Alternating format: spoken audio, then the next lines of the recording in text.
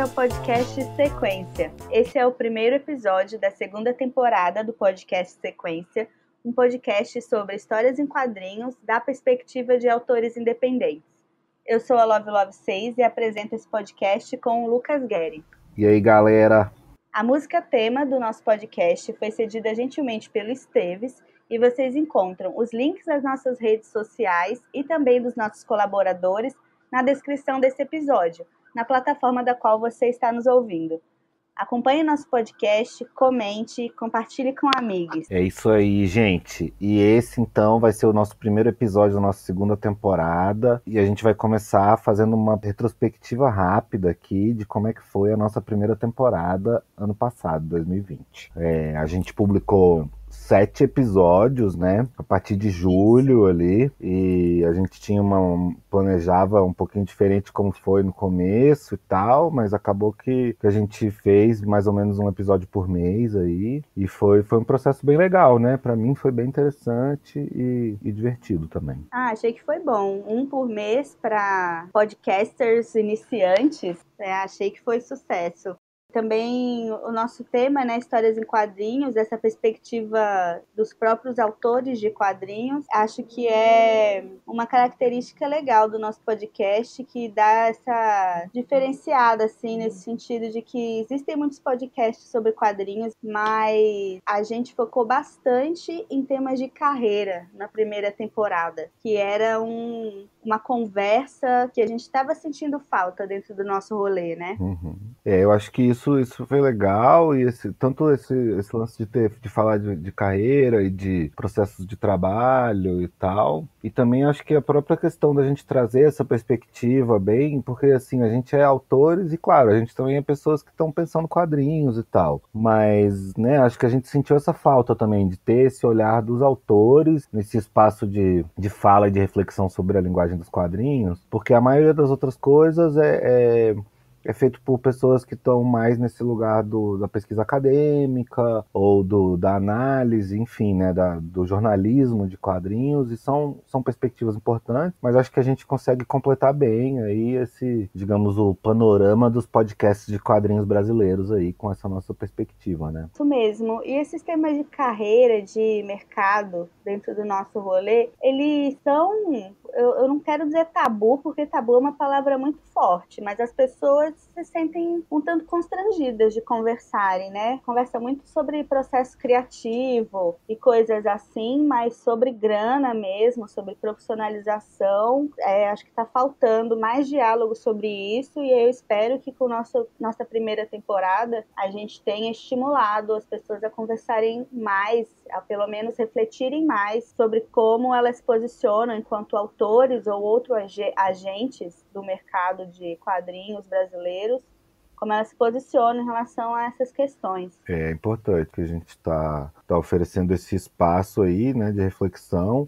Para mim tem muito esse papel também de que, né, a gente sempre conversava, eu sempre ficava falando, eu queria escrever sobre quadrinhos, queria falar um pouco sobre quadrinhos e tal. O podcast também é um jeito disso, né, da gente trazer coisas que às vezes a gente fica falando muito só com amigos, ou só entre nós, ou só entre, né, um grupo mais pequeno de colegas que dialogam e que às vezes tem um monte de informação massa, né? Quantas vezes a gente conversando sobre quadrinhos não pensou, pô, isso é legal, e muita gente nem sabe disso, ou nem pensa sobre isso e tal. E daí botar aqui no podcast também é um jeito de compartilhar essas coisas, né? Pra mim tem sido ótimo, satisfaz um pouco esse meu desejo de escrever sobre, sabe? Sim, especialmente no contexto da pandemia, que a gente tem ainda menos oportunidades de estar encontrando colegas nos eventos e nas feiras. Fazer um podcast é uma coisa que eu já vinha pensando há um bom tempo, na verdade, e foi muito bom a gente topar em fazer juntos, porque a gente conversa muito, na verdade, sobre todos os temas relacionados a quadrinhos, e aí ficava muito restrito mesmo, como você falou, entre a gente. Eu achei muito massa a nossa primeira temporada. Estou animada para a nossa segunda também. É isso aí, vou aproveitar aqui e falar uns números, né? Então, até agora a gente teve nos nossos 7 primeiros episódios uma audiência estimada aqui da estatística de 60 pessoas, que pra gente é ótimo, na verdade. E um total de 1.156 plays, né? 60 pessoas é tipo uma média fiel de ouvintes, né, que a gente teria.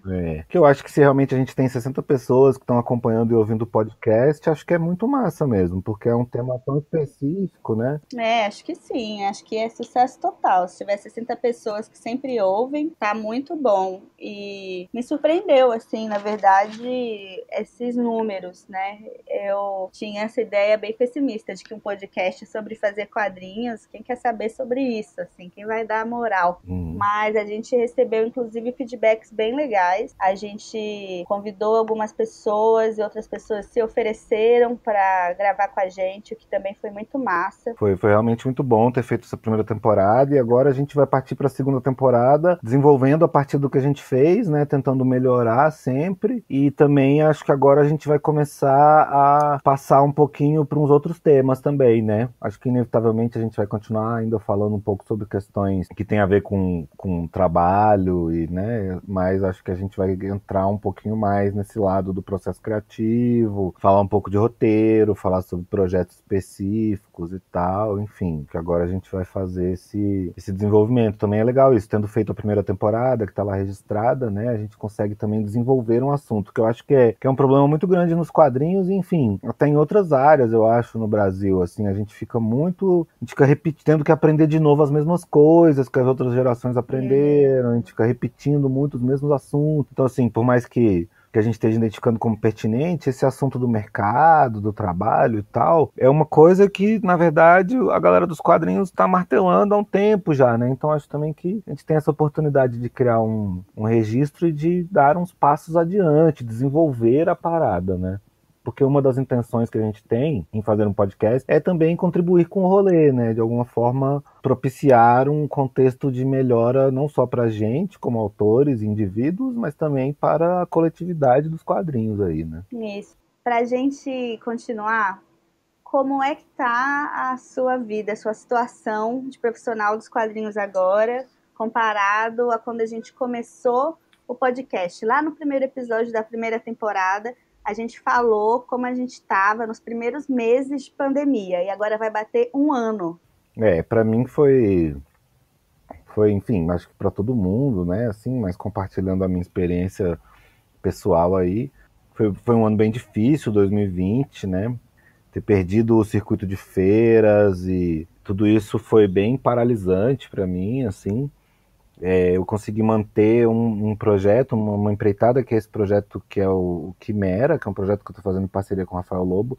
A gente continuou trabalhando no roteiro ao longo do ano, mas fora isso, especialmente no meio do ano ali, no metade, quase no final do ano, até outubro ali, para mim foi bem paralisante, bem tipo, sem saber, não consegui ativar minha lojinha online e tal. Foi em novembro ali que eu me organizei e consegui reagir profissionalmente um pouco, e aí eu reestruturei a minha lojinha online, né, que agora tá super rolando, inclusive foi ótimo, porque eu tava meio inseguro, assim, e aí eu gastei essa energia, reformulei o site, atualizei meus produtos lá, e desde novembro eu tô tendo umas vendas, tá sendo legal. Inclusive, fica aí meu jabá. Quem quiser visitar minha lojinha, tem o link ali na nossa descrição, ltgpress.com.br. E isso foi a partir de novembro. Aí, assim, a partir de novembro eu comecei a estruturar esse plano também, que é tipo assim, tá, então não sei realmente. Lá no começo da pandemia ainda existia essa esperança de que talvez no final de 2020 fosse possível um evento e tal. A gente não tinha certeza, né? E agora a gente agora já dá para ter uma visão um pouco mais realista. E a minha conclusão foi muito essa. Então agora eu preciso investir nessas frentes digitais e nessa forma de distribuir meus livros, né? Não faz sentido eu ter um monte de livros que ficam aqui guardados. Eu tenho que conseguir vender e fazer eles circularem. E eu me organizei para tentar ter um sistema que funcione, mesmo se a pandemia continuar ainda por muitos meses, mesmo se os eventos só forem retomados daqui a um ano. Eu estou tentando me organizar de um jeito que o meu trabalho com quadrinhos e com a publicação independente e alternativa me gere um retorno objetivamente, né? Sim. Porque é isso, não dá para ficar esperando, né? Porque também nada garante que daqui a pouco as coisas também não vão piorar mais ainda, né? Então a gente precisa conseguir se movimentar. E para você, como tem sido aí? Como você tem processado esse lance do trabalho ao longo desse um ano aí? 2020 foi bem brutal para mim, financeiramente, psicologicamente também. Eu também fiquei bem paralisada mas cheguei nesse ponto crítico também em que eu concluí que na verdade essa situação de pandemia e restrição de movimento e circulação vão continuar e eu tenho que me acostumar com essa realidade e me virar nisso. Eu comecei a focar mais na minha lojinha online também. Fiz o clube de assinaturas finalmente, onde eu estou fazendo histórias em quadrinhos exclusivas para os meus assinantes, né? Essa era uma coisa que a gente chegou a conversar, do quanto estava valendo a pena fazer coisas de graça para a internet. Então eu vou, 2021, trabalhar bastante a minha presença nas redes sociais, porque agora vai depender disso, né? Para movimentar a minha lojinha, para atrair pessoas para o meu clube de assinaturas. E apesar de toda essa paralisia que me gerou a situação da pandemia e outras coisas da vida durante o ano passado, eu, na verdade, enquanto eu sofria, eu estava fazendo muitos planos também. Mesmo que devagar, eu estava movimentando algumas coisas e agora saiu a grana para fazer a Garota Siririca, a continuação, finalmente. Então já começou a contar o tempo. Esse ano vou entregar uma nova Garota Siririca. Isso é motivador, porque eu estou sendo financiada pelo Fundo de Apoio à Cultura do DF. E enquanto isso, me joguei nos cursos, assim. Nesse momento eu estou fazendo um curso de construção e crítica de personagens trans. Estou estudando autonomamente, independentemente, feminismo, crítica de imagem, cinema. Então é isso aí, tipo, minhas previsões para 2022 não são boas. A melhor chance é o meteoro, pra gente ficar legal. Então tô sentindo que tenho que correr, e a paralisia foi tanta que agora tá me dando uma agonia de ficar parada, assim. Então tô me jogando para fazer o que eu posso dentro da minha casa. É isso aí, eu acho que é uma coisa que eu acho que muita gente compartilha e que eu pessoalmente compartilho bastante, essa coisa de que chegou esse ponto onde não dava mais, né? Não dá mais para ficar esperando, para ficar na mão à mercê dessas coisas. A verdade é que a vida é muito louca e o mundo é imprevisível e sempre podem acontecer coisas e historicamente, se a gente for ver, todo mundo vive umas coisas malucas dessas ao longo da Uhum. vida, né? Ou é a ditadura, ou é a guerra, ou é a pandemia, ou é alguma coisa. Então é importante, acho que isso fica aí, assim, é importante a gente não arrefecer totalmente, sabe? Acho que às vezes é difícil, tudo bem às vezes ficar deprê também, mas é importante que a gente consiga trabalhar, se trabalhar psicologicamente, internamente, e se relacionar com o mundo de uma forma que a gente consiga fazer as coisas que a gente quer e que a gente precisa fazer, mesmo em condições adversas. E aí, quem sabe se as coisas melhoram, fica um pouco mais leve. Essa situação toda da pandemia, quarentena e responsabilidade do governo expôs a fragilidade do nosso rolê, né? Eu já sabia que numa crise econômica, a primeira coisa que é sacrificada é a cultura. Já sabia que tem essa expressão que eu ouvi uma vez o cara dizer, né, que a gente é a engrenagem dourada do sistema. É a primeira que é vendida na hora que o sistema precisa poupar ou fazer uma grana, sacrificar alguma coisa, assim. E é foda, né? Fiquei meio de cara, assim, com como de perceber o quanto a minha renda estava concentrada na venda dos livros e nas feiras, velho, que imediatamente foram canceladas e não tem previsão para voltar. Eu ouvi num podcast que chama Writing Excuses, sobre criação de roteiro, um podcast gringo. Tipo assim, 80% da sua renda não pode estar vindo da mesma fonte, sacou? Você tem que Claro. diversificar as fontes de renda que você tem. E dentro do nosso rolê de autônomo, isso é muito verdadeiro. E aí é isso aí, tem que dar uns pulos para diversificar essa renda para não ficar fodida mesmo, do jeito que eu fiquei, que muitas pessoas ficaram, porque a gente literalmente estava vivendo das feiras. Mas enfim, a gente vai fazendo no ritmo que a gente dá conta, né?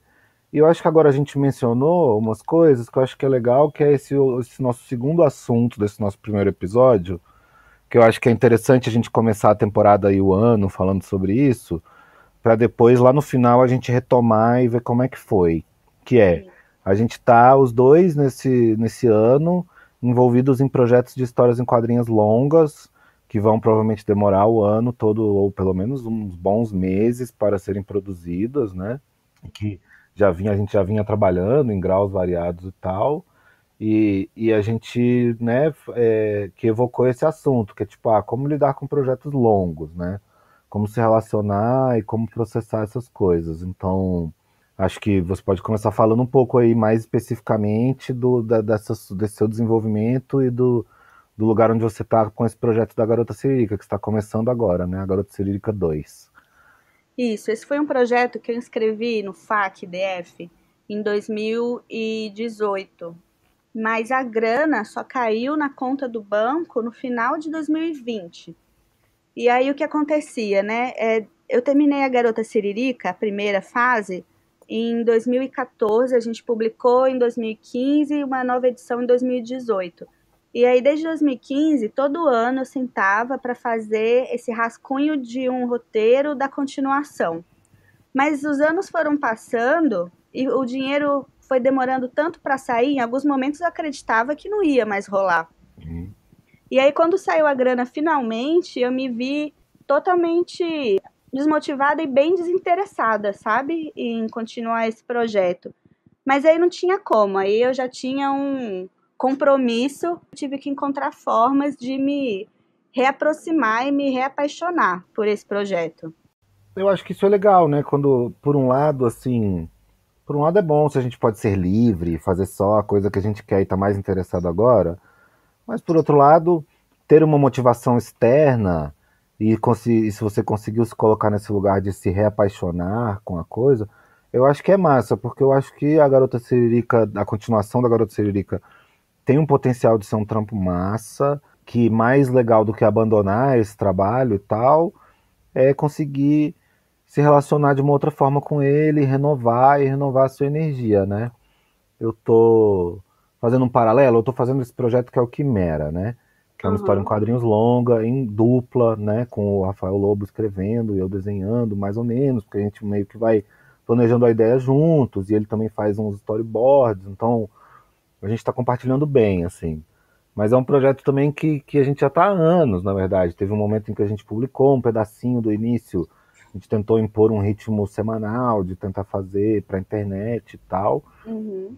né, depois de fazer 4 partes, assim, né, umas 30 e poucas páginas, a gente se deu conta de que o projeto era muito maior do que a gente achava, Uhum. né, de que não era uma história de 60 páginas que a gente estava fazendo, era uma história de 200. E que se a gente não fizesse um planejamento mais organizado, a gente mesmo não ia conseguir ficar plenamente e mutuamente satisfeito com aquele resultado, né? Uhum. Então a gente voltou para, né, a gente parou de publicar, voltou a trabalhar e conseguiu também um recurso nesse mesmo edital que você conseguiu da Garota Sirica, a gente conseguiu um recurso para o Quimera, né? A gente recebeu um pouquinho antes, ano passado, mas na verdade agora que a gente vai pagar, né, se pagar e tal. E é isso, assim, é uma história longa, é um trabalho que ainda tem esse fator de ser em dupla, né? Que então exige essa organização das duas pessoas e tal. A gente tem que conseguir trabalhar junto e também a gente tem que encontrar isso, né? Não é nem o que eu faria sozinho, nem o que o Rafael faria sozinho, né? É uma terceira coisa. É uma coisa que a gente só faria juntos mesmo. Então tem esse desafio também, né? Quero saber como é que você está se reaproximando novamente do Quimera. No meu caso, com a Garota Siririca, eu basicamente joguei fora boa parte do rascunho de roteiro que eu tinha feito assim ao longo dos anos, reli esses rascunhos, achei tudo um lixo e agora estou procurando falar dentro do universo da Garota Siririca de coisas que para mim são importantes e caras agora, né? Por exemplo, eu vou ter que falar de transgeneridade na nova Garota Siririca, né? Como é que em 2021 eu não vou tocar, de alguma forma, abordar esse tema? Só um comentário também, que também é isso, né? Passou o tempo e muitas vezes eu sinto que por exemplo, dentro dessa pauta do feminismo, dentro dos quadrinhos, já se criou até quase uma zona de conforto ali, assim, né? E fica se repetindo muito de uma abordagem que é meio superficial sobre esse tema, que, né, eu sinto falta, eu sinto que é importante que a coisa se desenvolva e se aprofunde, e eu acho que em vários aspectos, assim, muitas vezes esses temas vêm, temas muito fortes, e acabam caindo nesse lugar da repetição, sabe? Então, nesse sentido, eu acho que é bom que tenha passado esse tempo e que agora você venha com um olhar mais maduro e mais, né? Porque a Garota Siririca também foi, tipo assim, foi um dos seus primeiros trabalhos de quadrinhos mesmo, na verdade, Foi, né? é. Na verdade, não tem uma profundidade grande, assim, né? Tinha uma pertinência muito grande lá em 2013, o próprio tema em si. E só uma curiosidade que tem a ver com essas discussões que foram rolando ao longo do tempo, né? Desde 2015 até aqui, e de como as discussões amadureceram e tiraram de ordem, assim, algumas ideias que eu tinha nos rascunhos de roteiro. Eu estava, por exemplo, pensando lá em 2017 em criar novas personagens, e hoje, olhando em perspectiva para o que eu estava planejando, eu ia fazer o grande bingo da diversidade. Eu ia fazer uma personagem indígena, uma personagem negra, personagem bi, personagem não sei o quê, sabe? Mas de uma forma superficial, porque também era uma urgência de ter representações diversas nos quadrinhos, que a gente ainda não estava pensando isso com uma profundidade, a gente só queria jogar a diversidade em cima. E agora, né, essa discussão já amadureceu e agora eu percebo que não é por aí, na verdade, não é o bingo da diversidade, mas é escolher cuidadosamente alguns temas e criar personagens redondas e interessantes, né? Você não tem que falar de tudo e acolher tudo, mas o que você decidir acolher em termos de diversidade e alteridade e construção de personagem, você fazer de uma forma cuidadosa e inteligente também. Claro, e também de um jeito que te satisfaça, que não seja também só um trampo, né? Que você também não faça só para cumprir aquilo, né? Só para virar um produtão e tal, né? Tem Porque não é outras isso, coisas em jogo, na verdade, que são mais importantes. é isso. E no caso do Quimera, é um processo que a gente chegou a começar mesmo. Eu desenhei coisa, tem 34 páginas desenhadas, né? Uhum. E a gente nunca chegou a parar de trabalhar no Quimera totalmente. Teve um momento que a gente teve que focar no nosso projeto de roteiro de longa e tal. Teve um momento que eu foquei no roteiro de curta que eu escrevi com você e tal, que a gente Sim. deve produzir em breve também. Vocês estavam se encontrando semanalmente, né, para falar do Quimera. Em 2019, a gente estava se encontrando semanalmente para falar do Quimera. Em 2020 a gente teve uns momentos ali, pandemia e questões da vida e tal, mas no geral a gente está há anos, tipo, se encontrando semanalmente para conversar sobre o Quimera.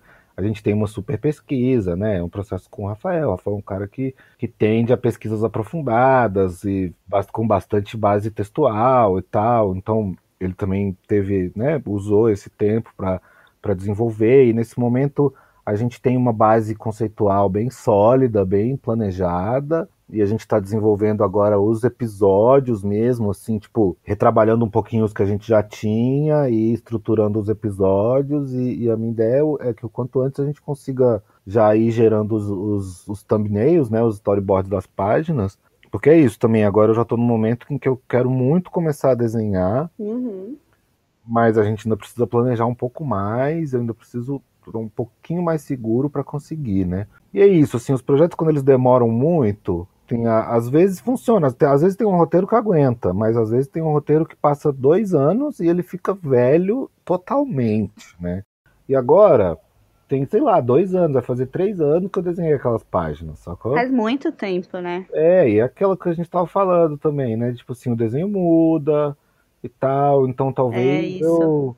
agora eu tô querendo justamente chegar nessa etapa de desenhar para começar a fazer uns testes e tomar uma decisão real, tipo assim, se eu vou ter que redesenhar tudo, ou se eu vou ter que redesenhar só uma parte, porque também o Quimera eu tomei uma decisão lá no começo que eu ainda quero manter, Ah, que é ousado.